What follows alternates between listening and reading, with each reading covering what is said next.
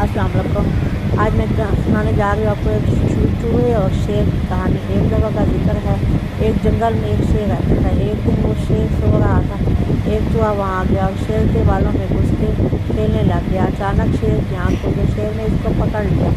چوہا ڈر گیا اور شیر کی منت کرنے لگ گیا، مجھے چھوڑ دو، میں آئندہ تو ایسا نہیں کروں گا۔ شیر کو چوہے پہ رحم آ گیا اور شیر نے چوہے کو چھوڑ دیا، اور چوہے نے جاتے جاتے شیر کو جاتے جاتے کہہ دیا، اس احسان کا بدلہ میں ضرور دوں گا۔